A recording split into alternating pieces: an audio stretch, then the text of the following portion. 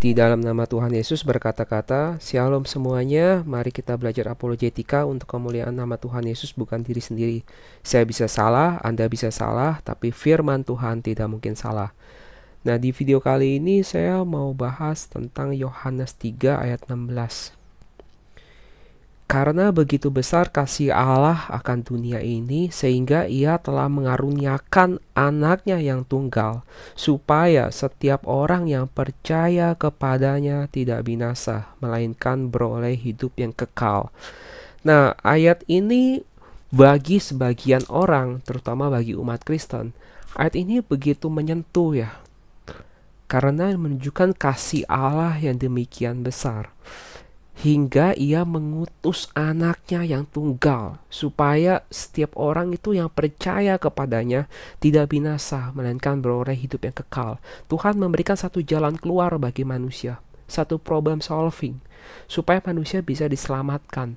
Karena manusia sendiri pun dalam hidupnya, kita sebagai manusia menjalani hari-hari kita dengan dosa. Kita seringkali berbuat dosa dan kita tidak hidup benar di hadapan Tuhan. Dan Tuhan mengutus anaknya yang tidak bercacat celah menjadi korban yang sempurna, supaya oleh melalui darah Yesus ada pengampunan dosa bagi kita semua.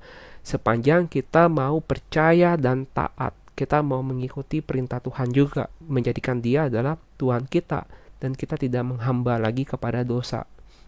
Karena setelah percaya Yesus lahir baru, kita diberikan dua jalan, mau jadi hamba Tuhan atau menjadi hamba dosa. Kalau kita jadi hamba dosa, nanti akan ditolak juga oleh Tuhan. Tapi di sini adalah satu kasih Tuhan ya. Tuhan mau mengutus anaknya. Nah, pertanyaan adalah gini. Mungkin jadi ayat ini jadi satu perdebatan juga. Kalau dikatakan Allah mengutus anaknya, orang seringkali mengatakan, oh artinya Yesus dan Bapa itu adalah berbeda pribadi. Jadi ada yang mengatakan, oh Tuhan satu Allah tetapi tiga pribadi. Ada pribadi yang berbeda karena ada Bapa mengutus anaknya. Nah, saya mau jelaskan lagi ya, seperti saya juga pernah jelaskan di video berikutnya ya.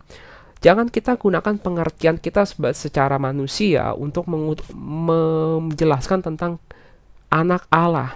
Saya ambil dengan pemikiran manusia dulu. Saya sebagai manusia, kita sebagai manusia, kita secara lahiriah diberikan kemampuan untuk berkembang biak. Kita bisa punya anak, kita bisa punya keturunan, kita bisa berkembang biak. Tapi ketika kita melahirkan atau mengandung atau membuahi atau memberikan benih kepada seorang anak, anak itu hanya bisa kita lahirkan secara lahiriah, secara daging saja. Tetapi kita tidak mengerti bagaimana anak itu bisa berkembang di dalam janin, di dalam kandungan. Bagaimana janin itu bisa bergerak, bagaimana janin itu bisa berdetak jantungnya, bisa memperoleh kehidupan. Kita nggak mengerti hal itu. Ada bayi ada janin yang dikandung ibunya ternyata tidak berkembang. Akhirnya janinnya mati dan harus keguguran. Tapi ada juga janin yang berkembang. Ada janin yang akhirnya melahirkan dan akhirnya anak itu mempunyai kehidupan. Kita nggak mengerti kapan anak itu bisa memiliki roh. Karena kita secara manusia hanya bisa mewariskan darah dan daging. Kita sebagai manusia tidak bisa mewariskan roh. Ketika anak itu lahir, anak itu hanya darah dan daging kita. Tetapi dari roh, itu misteri. Kita nggak tahu bagaimana anak itu bisa memiliki roh. Tuhan yang memberikan. Tuhan yang memberikan kehidupan. Anak adalah suatu proses yang ajaib ya. Bagaimana Tuhan bisa menjadikan seorang anak manusia di dalam kandungan. Ketika anak itu lahir, seumpama anak itu menjadi dewasa ya. Ketika anak itu menjadi dewasa, tentu saja dia menjadi pribadi yang berbeda dengan kita. Seumpama saya mempunyai seorang anak. Anak itu mempunyai pribadi yang berbeda dengan saya. Anak saya, ya anak saya, ya saya, ya saya. Pasti memiliki pribadi yang berbeda. Kenapa? Karena anak saya pasti memiliki roh yang berbeda dengan roh saya. Anak saya pasti memiliki pikiran yang berbeda dengan pikiran saya. Anak saya pasti memiliki logos atau logika yang berbeda dengan logika saya. Karena secara jiwa, anak itu memiliki jiwanya sendiri yang berbeda dengan saya. Kita memiliki jiwa yang berbeda, pikiran yang berbeda, roh yang berbeda. Itulah mengapa bagi konteks pandangan manusia, kalau Bapa dan Anak adalah berbeda pribadi. Itu konteks manusia cara lahiriah. Tetapi kita nggak bisa mengukur hal itu kepada Tuhan. Mengapa? Karena istilah anak Allah jangan kita gunakan dengan sudut pandang manusia. Karena apa sih definisi anak Allah menurut Alkitab? Kalau kita buka ke Lukas 1 ayat 35 ya. Lukas 1 ayat 35. Jawab malaikat itu kepadanya ketika malaikat datang menemui Maria ya. Maria ibu Yesus ya, sebelum Yesus hamil, sebelum Yesus dikandung dan akhirnya dilahirkan. Saat itu Maria itu belum menikah, dia belum bersuami ya. Terus jawab malaikat itu kepadanya, Roh Kudus akan turun ke atasmu dan kuasa Allah yang maha tinggi akan menaungi engkau. Sebab itu anak yang kau lahirkan itu akan disebut kudus, anak Allah. Kalau bahasa Inggrisnya lebih jelas lagi dikatakan kandungan yang kamu di dalam kamu itu, yang akan kamu kandung itu akan disebut shall be called the Son of God.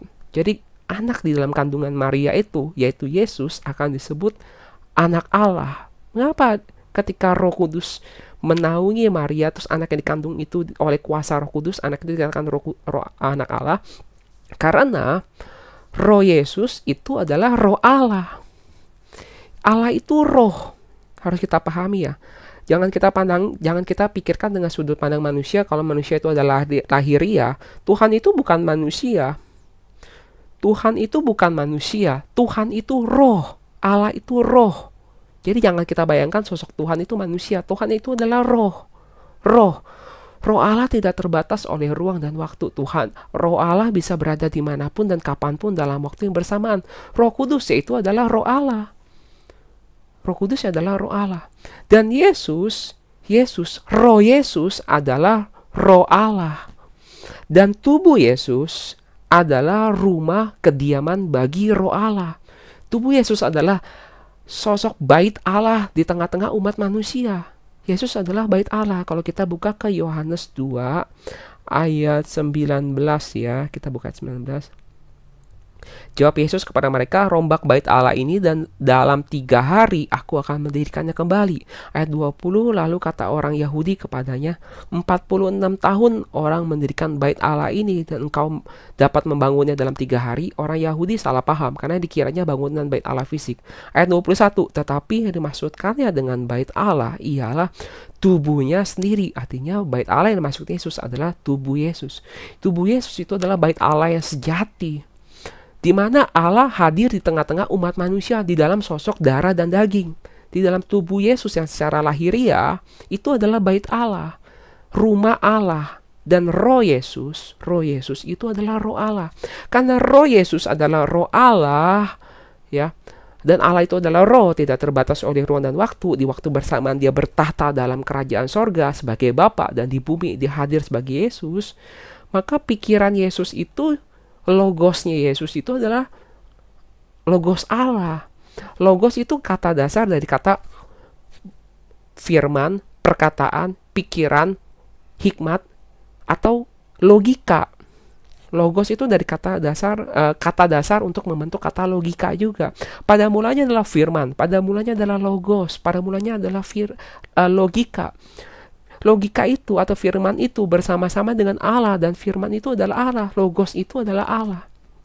Ya. Ia pada mulanya bersama-sama dengan Allah. Ya, karena dia itu adalah Allah itu sendiri. Segala sesuatu dijadikan oleh dia, oleh sang logos ini, oleh sang firman ini, oleh sang logika Allah ini, oleh hikmat Allah. Segala sesuatu dijadikan oleh hikmat Allah, dan tanpa dia tidak ada segala sesuatu pun yang telah jadi dari segala yang telah dijadikan.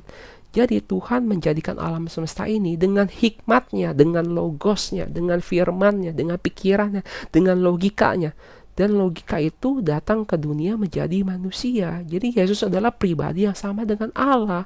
Karena yang dimaksud dengan Bapa menurut Alkitab itu adalah Allah. Allah itu adalah Bapa. Kalau kita mengakui Yesus adalah Allah, artinya kita mengakui Yesus adalah Bapa. Seperti kita buka di Efesus 4 ayat 4 ya.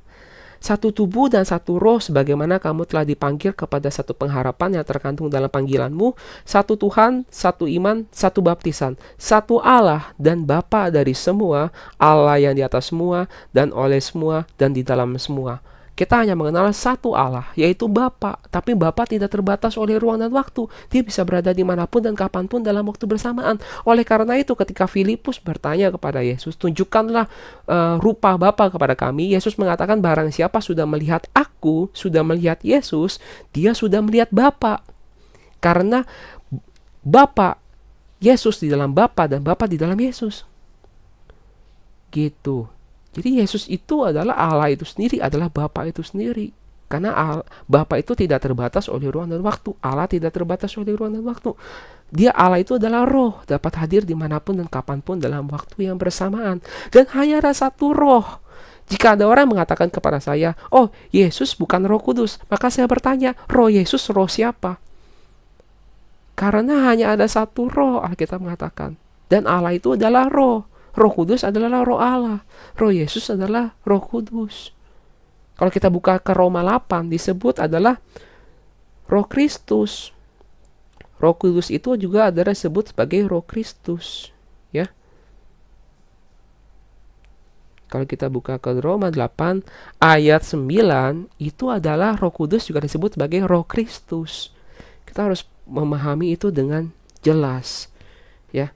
Kembali lagi ke Yohanes 3 ayat 16, ya. Bagaimana kita memaknai ayat ini? Apakah kita mencoba mencari pembenaran, atau justru untuk ini artinya Tuhan berbeda pribadi, kita berkutat-kutat di hal-hal kayak begitu? Atau kita terima apa yang di Alkitab katakan, Tuhan itu satu, Tuhan itu Esa. Tapi Tuhan yang Esa ini tidak terbatas oleh ruang dan waktu. Dia bisa berada dimanapun dan kapanpun dalam waktu yang bersamaan. Dan Yesus ini adalah Allah yang datang ke dunia menjadi anak Allah. Dia mati menebus dosa umat manusia, memberikan pengharapan bagi manusia yang berdosa ini. Supaya kita ketika kita percaya dan kita juga taat, menjadikan dia Tuhan, benar-benar sang Tuhan kita, maka kita berharap kita juga turut diselamatkan oleh Tuhan Yesus dan kita tidak ditolak nanti. Ya, semoga video ini bisa merenungkan bagi kita semua. Biarlah segala kemuliaan bagi nama Tuhan. Haleluya. Amin.